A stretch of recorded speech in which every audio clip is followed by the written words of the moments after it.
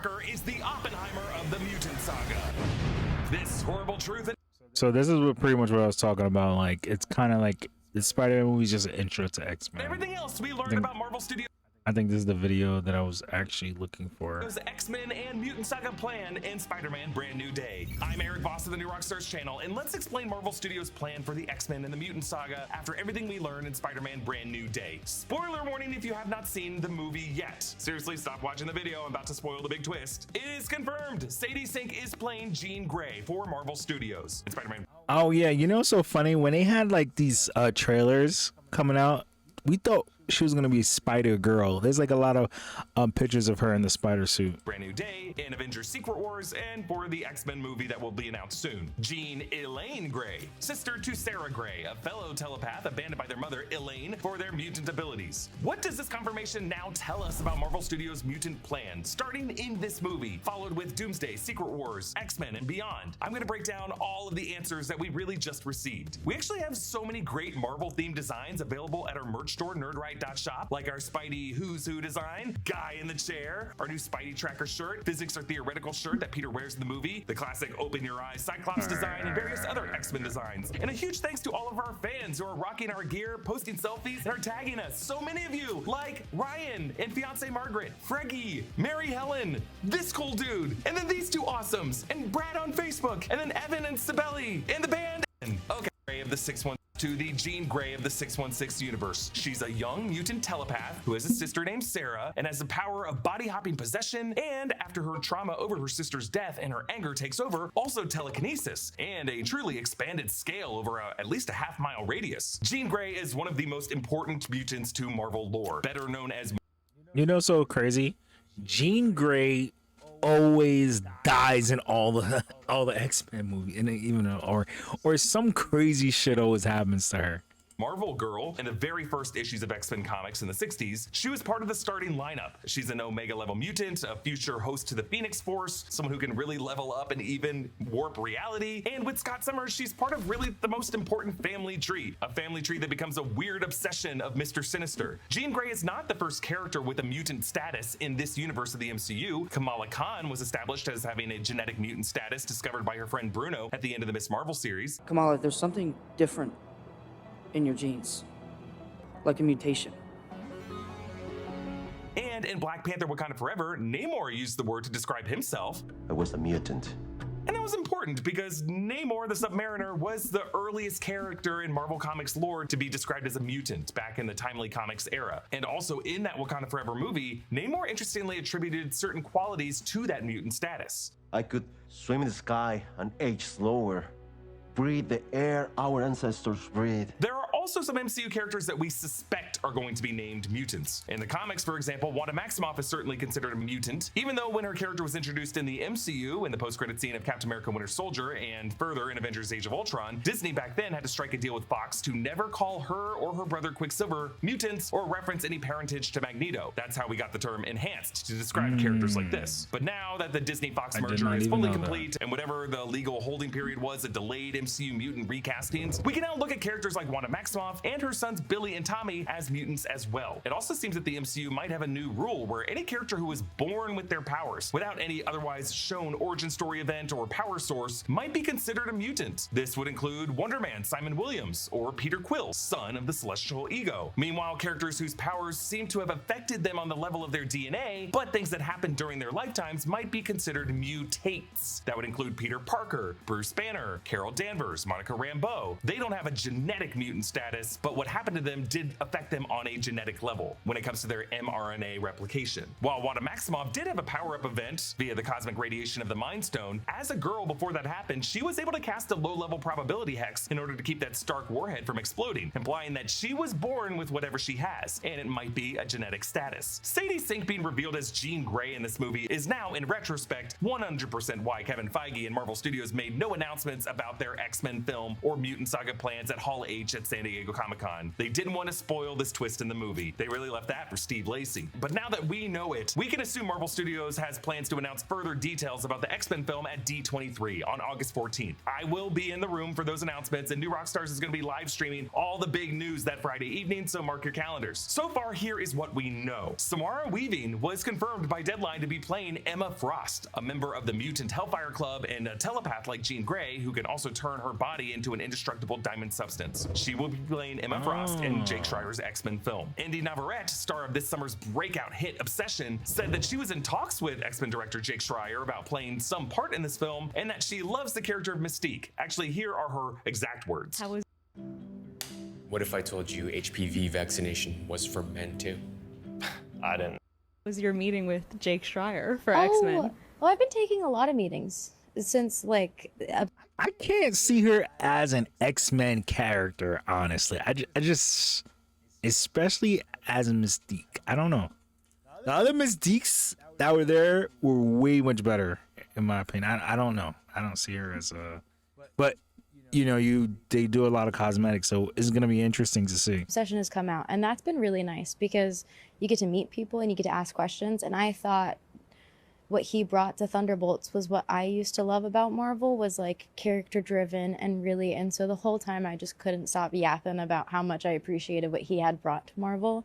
And that's kind of like the luxury that I have right now, meeting all of these different kinds of people. And not all of them kind of turn into projects. It'll be, I just really want to work with you, and it, like, I've seen this project of yours and this and this and this. And so I just really wanted to congratulate him on bringing back my favorite thing of Thunderbolts. And he's a very sweet person. Is there a character you would love to play, or you grew up watching that you're like, oh, that would be such a dream, even if somebody already is playing them? Oh, I mean, Mystique has always been super cool. There have been some other rumors that Charles Melton and Kaylee Spaney have been in talks to play Hank McCoy Beast and Rogue, respectively. Those rumors might just be coming from the fact that those two actors just appeared in season 2 of Beef on Netflix, a series written by Lee Sung-jin and Joanna Kahlo, who are currently writing the new X-Men film draft, and the movie's director Jake Schreier directed a lot of those episodes. Movie commentator and friend of the channel John Roca shared a rumor that Cooper Hoffman, son of the late Philip Seymour Hoffman and a great actor who starred in The Long Walk alongside the new Black Panther actor David Johnson, is in talks to play the new Scott Summers Cyclops. There are also rumors that Adam Driver was approached to play a role in the Mutant Saga, perhaps the villain Mr. Sinister, but Kevin Feige has said that Adam Driver always passes on everything they talk to him about. Adam Driver, are we getting close to getting him on board?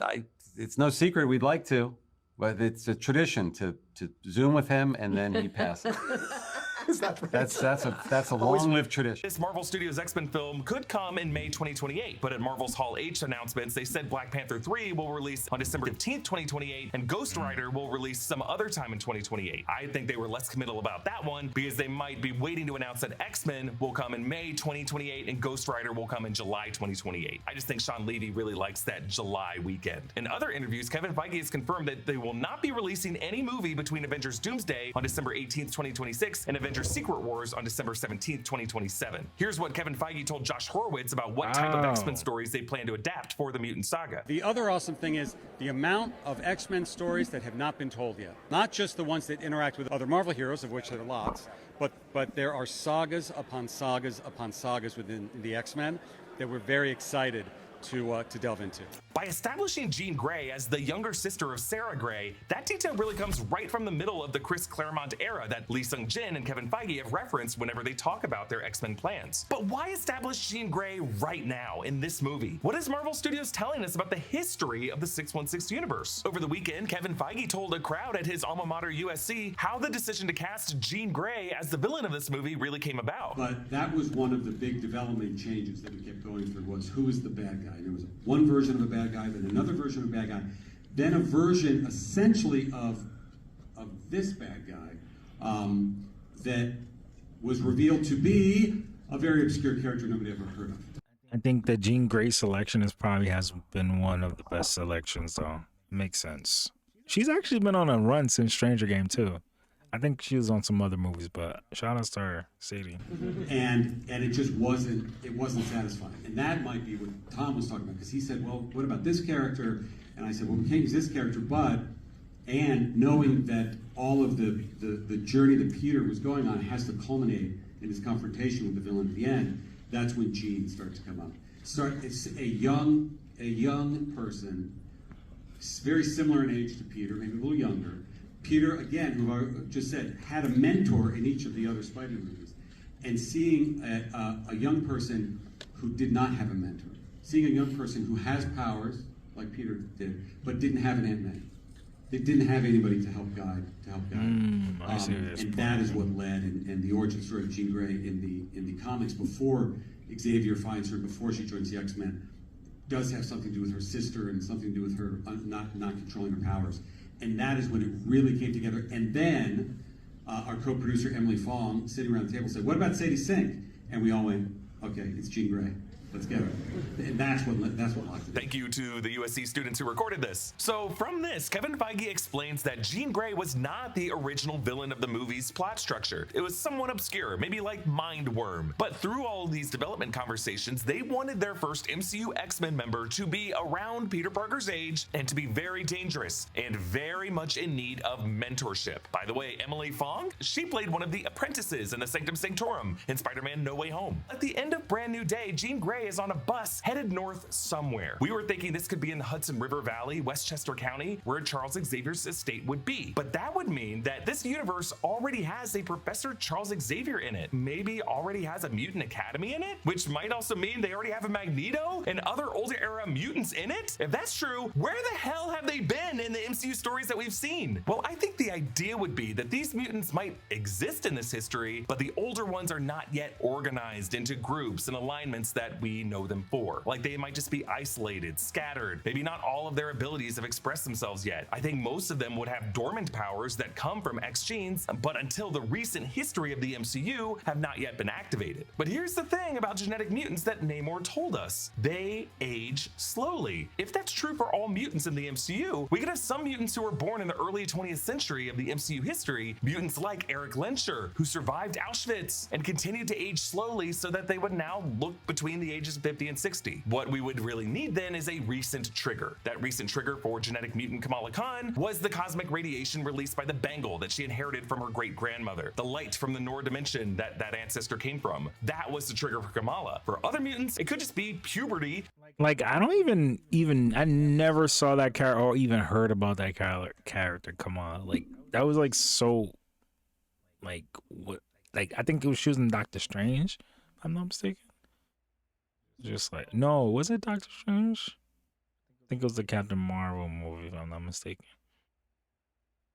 I don't remember, but I don't even know her character at all. Timed with universe-wide releases of cosmic radiation, like Thanos' snapping of the Infinity Stones, or rather the moment Hulk snapped them, or when Tony Stark snapped them. I mean, after all, Brand New Day seemed to suggest that Bruce Banner was the Albert Einstein analog to Peter Parker's J. Robert Oppenheimer when it comes to the invention of mutant inhibitor technology. I mean, I would love it if either Bruce or Tony were the ones responsible for the event that awakened all of the dormant mutants in this universe. I mean, either way, the MCU, as it is right at the second, is kind of in a scary place when it comes to that mutant inhibitor technology. The end of Brand New Day confirms that Bill Metzger is still missing, and the DoD's experimentation on these enhanced beings and tinkering with advanced weaponry goes far further than anyone realized. In fact, one detail that I spotted in my breakdown was that they renamed Shocker's gauntlet Gauntlet X, which shows that the US government is already working on the nomenclature of what to call these genetic enhanced persons. X-Men. If Metzger's loose, and if he still has that chip that he and his techs put on Jean Grey, that technology is still out there and could be shared by Metzger with any others in the government. First suspect for me, CIA Director Val. I don't trust her one bit. I don't think Yelena does either if she's not working out of the tower and is instead working out of this bathhouse office. I think in the early era of the Mutant Saga, Kevin Feige and Sarah Haley Finn are going to cast other human leaders who are hunting down mutants. Senator Robert Kelly, Henry Peter Gyrick, Boulevard Trask, William Stryker, and now these guys would have the tech that they could equip on Sentinels to force mutants to wear inhibitor collars. They're going to be building this enforcement agency out of the apparatus that already exists of the DoDC, and we know the DoDC already has a prison facility like the Supermax prison in Yucca Valley, California. Just don't be surprised if they take over the Raft too. Now, in the past, I had certainly assumed that Marvel Studios might introduce their new cast of mutants as coming from another universe, young recastings that we could meet in a section of Battleworld and Secret Wars. But now with Jean Grey and the exact way that she was introduced in this movie, I now believe that Marvel Studios is not going to do that. I think they're going to keep it simpler. I think they want all all of their mutants that they're going to be exploring in the Mutant Saga to be homegrown, originating in the original Earth 616, just to imply that all other universe chunks that we see in Battle World and Secret Wars are either fun cameo worlds of past Marvel franchises like the Raimi-verse, or hypothetical what-if worlds like Hydra World that we saw in Multiverse of Madness, where Steve is Captain Hydra, or a new Xandar where Nova could be introduced, or, you know, like a Hulk village like we saw in the concept art. But if Sadie Sink's Jean Grey comes from this Earth 616, I think Marvel Studios is going to want all other X-Men to come from Earth 616 too. So again, where have they been? Well, if they're not just living low profile, another theory is that there could have been a past memory wipe spell that erased the X-Men from the collective memory, similar to what Doctor Strange did to Peter Parker.